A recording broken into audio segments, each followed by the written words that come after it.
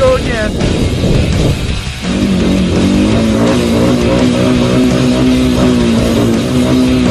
That's your rapping fucking four-wheel. That's your rapping fucking four-wheel. I got the message under my control.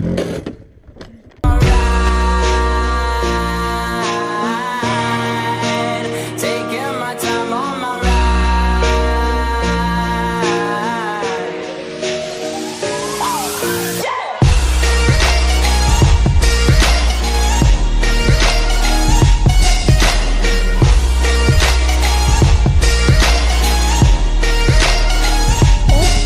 New trail.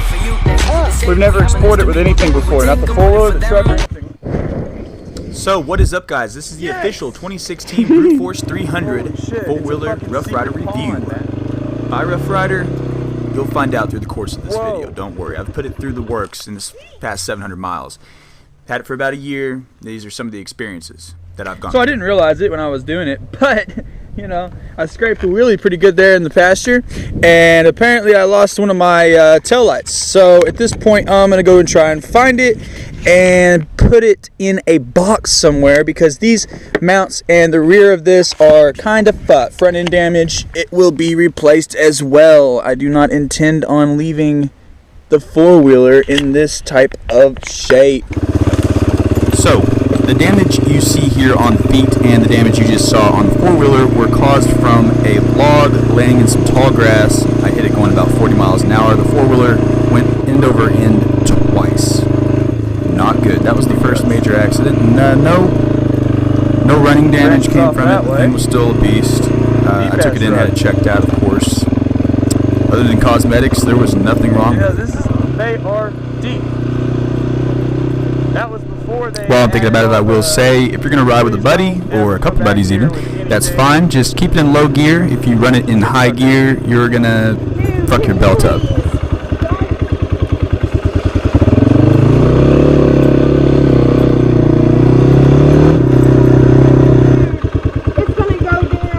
So let's get right into it. Let's talk about the wreck that actually did do something to the four-wheeler. No running damage occurred. There was some shifting damage, and you'll see why here momentarily. To bring up some photos here. The first two pictures you're about to see here are damage mostly resulting from the first incident where we hit the log that was in the overgrowth, and these here with the handlebars and the throttle linkage is from the second, the rear rack especially. And what it did is it finally moved that linkage right there on the shifter back far enough to where it was out of adjustment.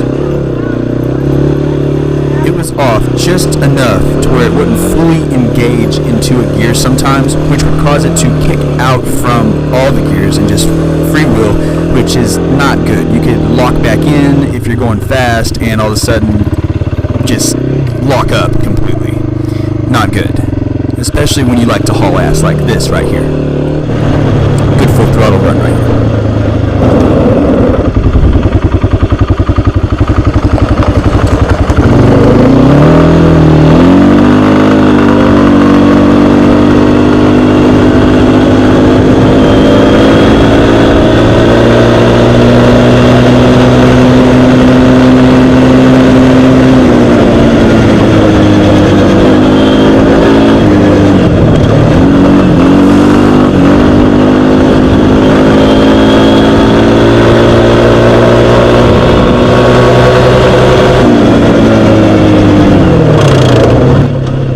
Check out the braking right here.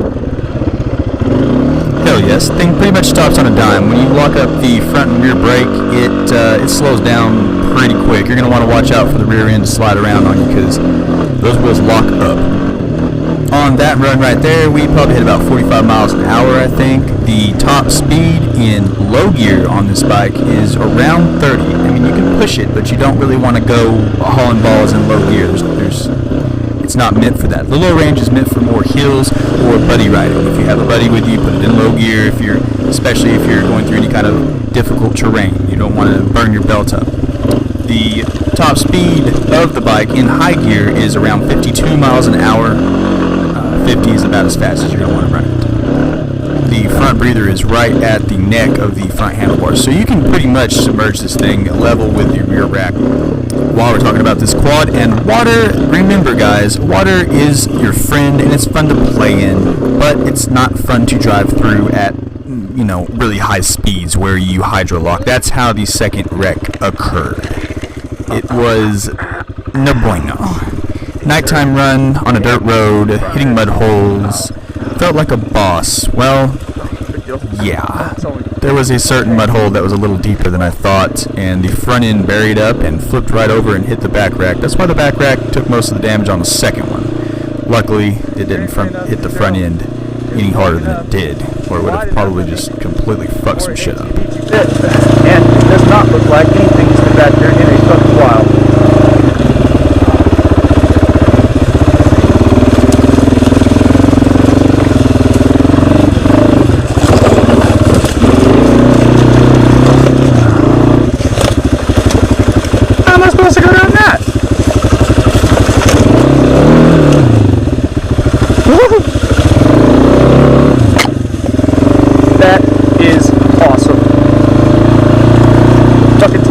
My new favorite trail. Have my tits deceived me? Oh! This is quite nice. I like this.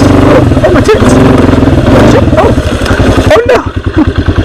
Oh, that's not doable. No, I don't want to do that.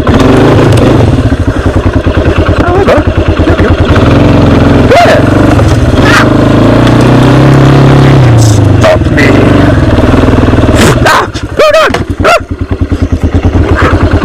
In my helmet. There's a lot of bugs here. But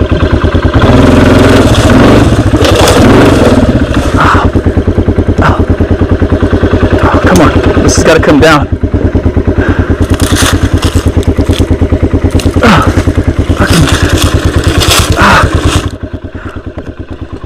Don't forget about the cargo compartment. Look at that. Oh, God dang it. Nice. Wouldn't you not have a machete when you need one? And it also has a cup holder for all your beverage needs. Uh-oh.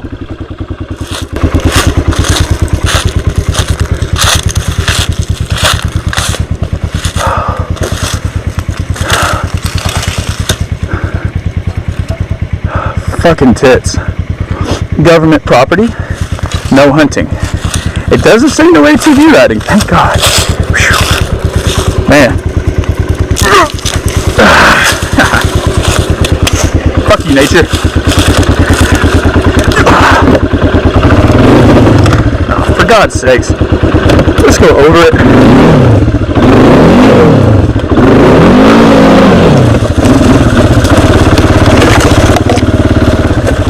This quad comes with Maxxis all-terrain tires. Bad as fuck, guys. They're good in the mud, they're good on the pavement, they're good in gravel, they're good right here, they're good. I mean, as you'll see through the video, there's different terrain, but I mean, they really are nice tires. I like them a lot. And when I go to get another set, people keep asking me if I'm going to get mud tires. Honestly, I might go right back to these because they have been some damn good tires.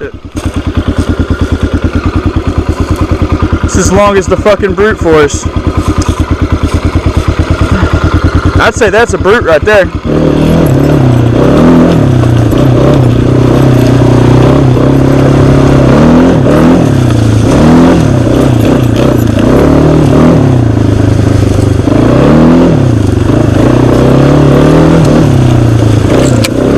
Like I said earlier, maneuverability on this thing is absolutely amazing.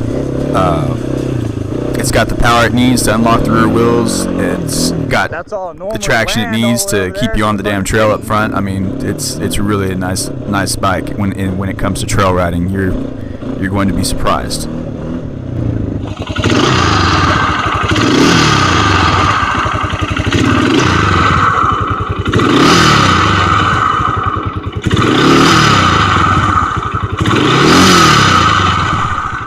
So that's the CVT transmission or belt problem that I'm experiencing. If anybody knows what that sound is, go ahead and tell me, and when I find out, I will do the same for you if you haven't told me already. Now, let's move right into the headlight portion of the demonstration. Check this out. This bike comes with high and low beams, bad as fuck, bright as hell. It also comes with taillights if you don't scrape them off doing wheelies. High and low beams. Yes, anyway, about the wheelies, guys. If you like to do wheelies, this bike can fuck wheelies up all day long. But you've got to be aware to put the bike in low gear. Don't do them in high. It's not going to do as well. Not that it will tear it up or anything, I don't think. But, well, wheelies tear it up anyway. It's bad for things. It's bad for things. Anyway, mostly being, first and foremost, right out the gate, the tail lights. You're going to scrape some wheelies, guys. And when you do, I'm sorry to say that it's going to mess the taillights up. Eventually, you're going to scrape the whole housing off if you keep it up. Which, and if you like wheelies, just take the sons of bitches off before you start to practice, okay? Get good, then put them back on. You know, be mad at yourself for fucking up wheelies after you already know how to do them. Conclusion on the wheelies, we're going to do a whole nother video on that, so I'm not going to go into that too much on this one. People's want to know how to do one on this, and there's some pretty popular videos out there where you hold the front brake and rev it to get that pop-up. Well, I'm here to tell you this. There are better ways to do it for you and your four-wheeler work. These bikes come with the proper amount of torque to give it full throttle in low setting and not pop the front end up. Okay, it's built that way on purpose, but with a little assistance from pulling back on them handlebars and lowering your idle just enough to get it that real good first yank. Yeah. Anyway, we'll get into that later. Another video. It's badass, huh? There's a mini truck. I think it'll make it through that. No, please, my shoes and stuff. The mini side. Here, put your feet up. No.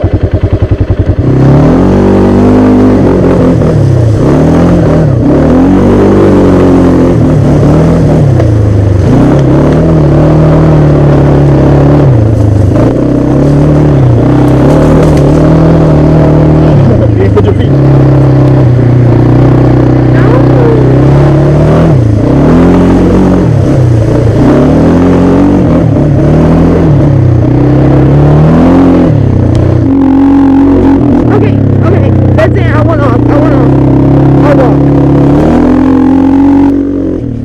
As you can see here, I'm not wearing a helmet. The stupidest shit you can ever do is this kind of thing without a helmet. I don't condone it, and I don't recommend it, and here's why.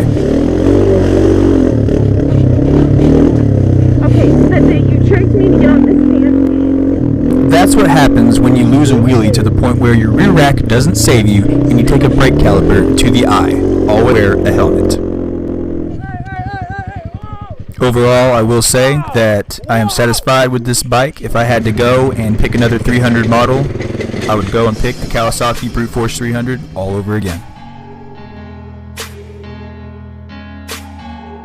Anyway, I hope you enjoyed the video and learned a thing or two about the Brute Force 300 2016 model. Have a great day. Like and subscribe. Share this shit on your social medias. And have a great day. Deuces.